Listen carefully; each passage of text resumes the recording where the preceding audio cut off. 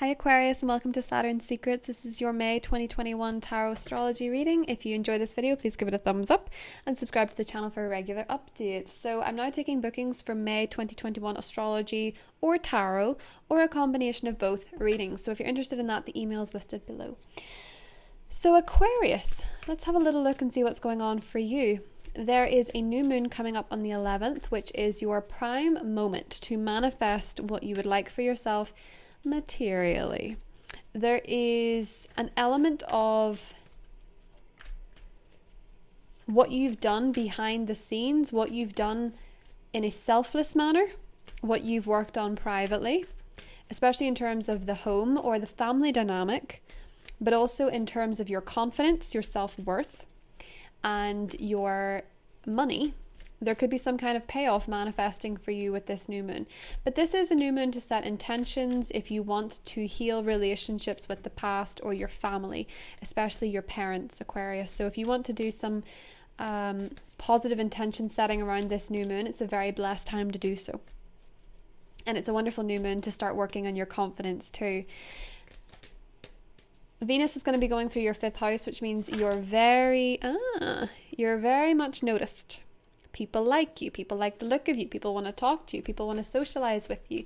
People want to be near you. People want to appreciate you. You're getting some recognition as well in terms of work, which is well deserved.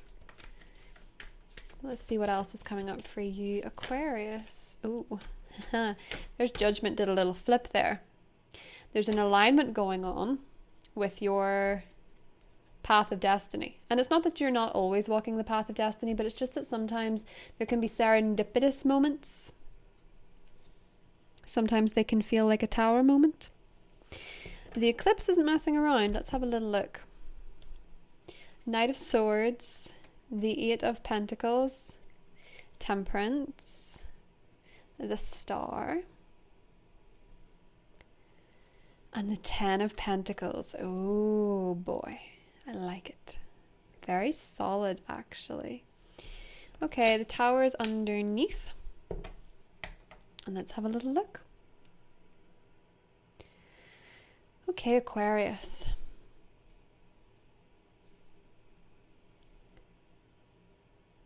There's a lot of patience going on for you. You've been very patient about something. I think for many of you, you're feeling as though in Taurus season, it's slower to manifest the things that you want. But the thing about this is, Taurus, because of Pluto being in your 12th house, the thing about this is Aquarius, I'm sorry. You could be dealing with a Taurus, because that kind of came to mind there. The thing about Taurus season, Aquarius, is that because of its links to Pluto being in your 12th house, which is Capricorn, you might be experiencing these really intriguing moments of deep inner change. Since about 2008, you're likely to have had at some point this internal shift in perspective, internal shift in terms of what you believe in the world, your spiritual practice, maybe your psychological knowledge has changed in some way. And really the 12th house is where we go to transcend. When Pluto is going through there, it can sometimes feel like these moments are very overwhelming. You can have a crisis of faith. You can have a crisis of healing where you just have all this stuff come up that you need to deal with quite instantaneously. And it can feel like these tower moments, right? But the thing about that is that in Taurus season, your 12th house positively aligns with your 4th, meaning that if you're looking to heal family relationships, dynamics, or you're looking after someone in your family, or you are reconnecting with somebody from your past, these are all well aspected and it could actually be quite steady. Now, I'm not extending that as much to romances because Mercury is in retrograde in your 5th house and it's in Gemini. So if you have someone from your past that you're not over, if they return, it might not necessarily mean that they are looking for something with you.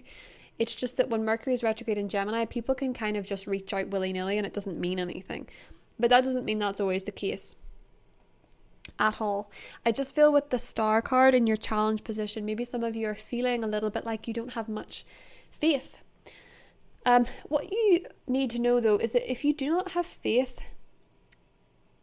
in something, please reconsider, because we're about to have an eclipse in your 11th house. Now, the 11th house is to do with our friendships, it's to do with our long-term wishes and aspirations for ourselves, and it is where wishes can come true. Now, because it's an eclipse, it might be for some of you with the star card here that you're letting go of something you really wanted. You're letting go of the idea of having it and obtaining it. If what you're letting go of is the idea of obtaining either something very solid in your relationships, good relationships with your family, or making more money, or some kind of loan or gift or inheritance, that wish comes true. Because the 10 of Pentacles as your outcome is where you feel really very secure. It's a treasure chest. You feel like money is good. You feel like your relationships are good. You feel very content. You could be spending time with grandparents, grandchildren. You could be spending time with family. You could be experiencing a lot of investment from others. You could be experiencing money you didn't know that you had, in particular because of Pluto's aspect. There could be money comes to you in early May that you didn't expect. Maybe somebody owed you and you forgot, or maybe you were overcharged something and you didn't see it. So for some of you, that's interestingly a big theme of the month for you is material security. So if you've given up on that, don't fret. The interesting thing about that, though, is that the eclipse in your 11th house is in challenge with your 2nd house. So maybe some of you give up on a dream, or you simply let go of clinging to this dream or this idea. You let go of it in a way that it just suddenly is yours. Now, Jupiter moving into Pisces is so appropriate for the 10 of Pentacles, because in the next few months, you can make more money than anybody. You can attract more clients, more buyers. You can get money out of nowhere. You're finding it easier to manifest money. Things like that. You're just good at it. You're just good at it. It works. It's easier. It's promising. Money is going to be good for the next couple of months. And if it doesn't feel so good around that eclipse, let something go. Let something that you really wanted to buy or really wanted to spend your money on, let something go that maybe just makes you feel more financially free, not as restrained.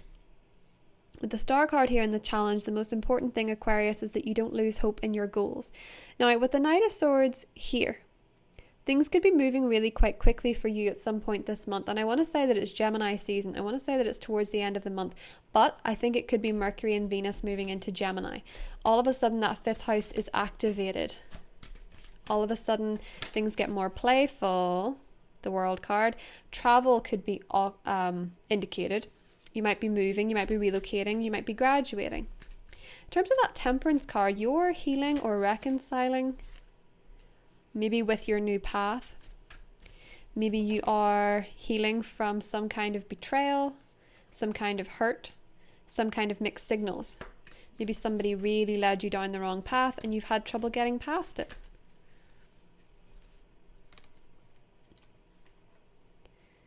And if you're really single, there could actually be somebody pops up online. Now, obviously be safe about that, be careful about that, but if you are single, it either looks like a friend could set you up with somebody, or you could develop feelings for a friend, or you could find everything you're looking for in terms of your current partnership. You might just realize that you hadn't seen it, you've got this rekindling moment. But if you're very worried about friendships in general and you feel a little bit anxious around that eclipse, if you feel a little bit disconnected from the groups that you're in, it doesn't hurt to start looking for new things. It doesn't hurt Mercury retrograde. It doesn't hurt to start looking at other options. Maybe joining another group. Maybe joining another cause. Looking at what makes you feel fulfilled. For a lot of you, there's going to be a strong urge around this time to just be single and have fun. That's a possibility too. Some of you just want to have fun. You just want to be free. And that's okay. Let's see what the 10 of Pentacles is saying for you, Aquarius. Okay, 3 of Pentacles. In terms of work, the more you are a team player, the better things will be for your home. What it seems to be for you, Aquarius, is that there's a lot of love and healing in your family. There's a lot of love and healing in your family relationships, with relatives, with parents, with children. There's a lot of good times. Some of you, I have to say though, may be reconnecting with an old flame. And again, before you get into the comments and you say, not going back there, I don't mean it to be someone who was toxic. I mean that this could just have been an old friend or someone where it just didn't work out at the time. Something nostalgic and sweet is what this is. Nostalgic and sweet. And whether or not that's the case, I don't know. It's for individuals. But for some of you, you might actually be seeing past the differences that have presented themselves in relationships. And maybe Mercury retrograde makes you realize that you actually are more open to love. Maybe it makes you realize you want to be single. Maybe it makes you realize you want to be open to love. But there is a lot of opportunity within Mercury retrograde for you, Aquarius, to examine what stability and long-term looks like for you. And it's not a season that's necessarily built for that per se. It's certainly, with Jupiter going through your second house, is a time for great financial stability, to build a lot of money for yourself, to make a lot of connections for yourself in terms of your wealth and your confidence. And you could for sure manifest a lot of money in the next couple of months, for sure. But you have a choice here what you want to do in terms of romance. Because by August, you could actually really want to be with somebody. If you're single, you could really want to be connected to somebody, right? So bear that in mind. But for now, it looks like you could be manifesting a lot of change. So that star card, what's that? Death card. Okay.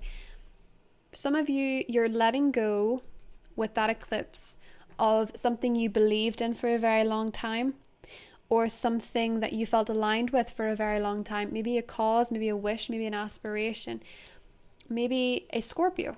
Maybe you're letting go of some fantasy of yours that's just not going to play out in the next chapter.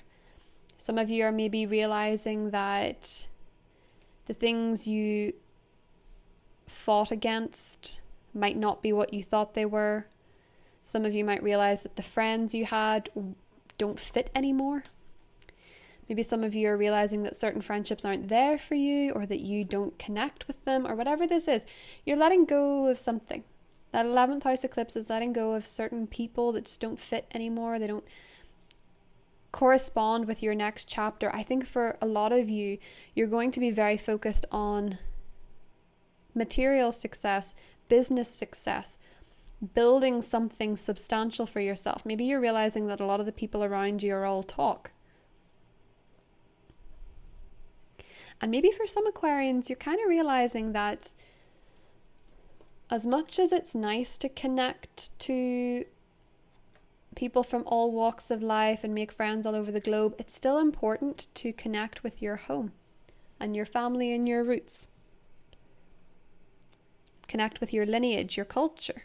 All of these things.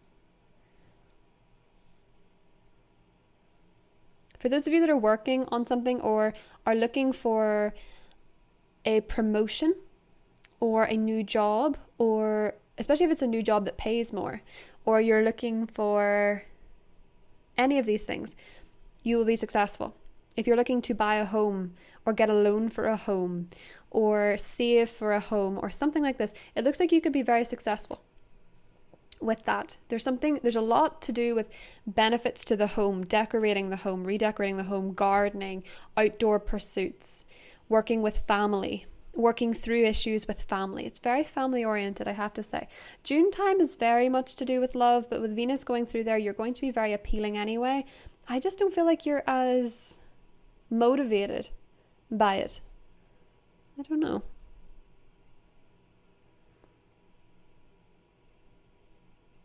We'll maybe find out in the extended.